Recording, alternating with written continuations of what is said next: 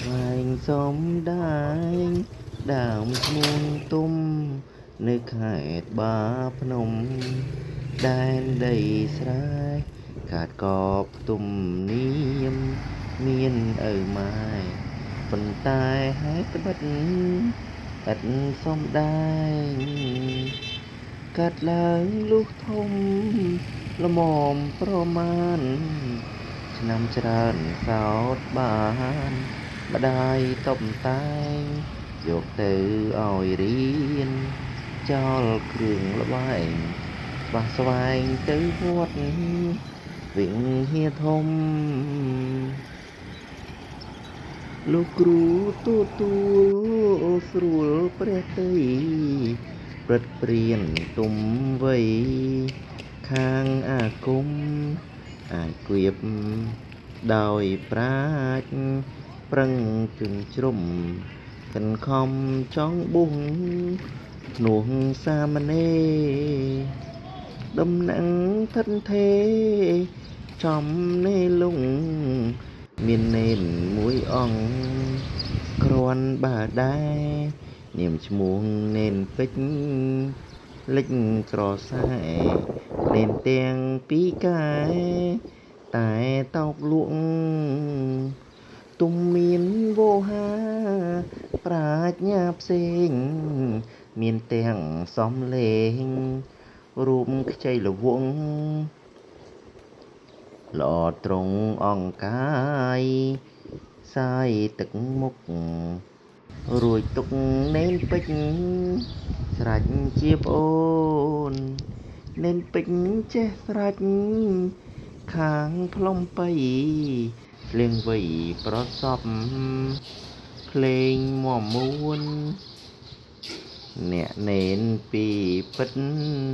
គិតគុំគួនចំណេះក្នុងខ្លួនប្រហែលគ្នាធ្វើតោកធ្វើទុកលួងដាច់ខ្លាំងនៅផ្ទះទៀបវត្តជាមិញមៀលុះដល់រដូវត្រូវរងាព្រឺប្រុងអង្គាជាទុកព្រួយអកុសលដល់គ្រប់សងកត់កាយជួបនេនពេជ្ររាយដូចខ្លួនមួយថានេនពេជ្រហើយចូលគាត់ជួយយើងលក់តោកមួយយូរហើយវាគ្មានចំណេញជំនួញតល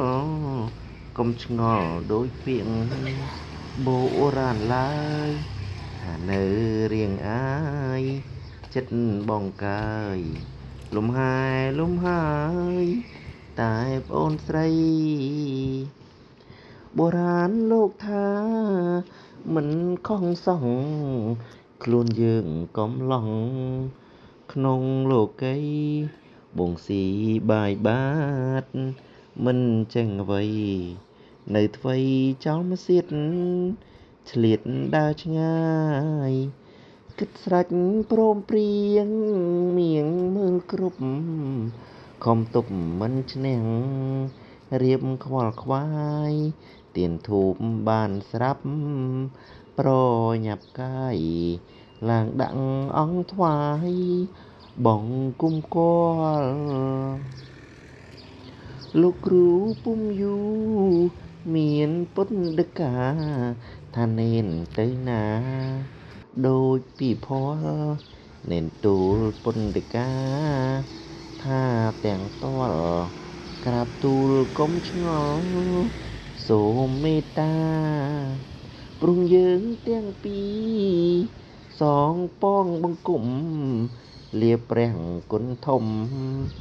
ខ្ញុំករុណាទាំងពីរអ្នកចង់ចយត្រាប្រោសប្រានមានការទៅស្រុកឆ្ងាយ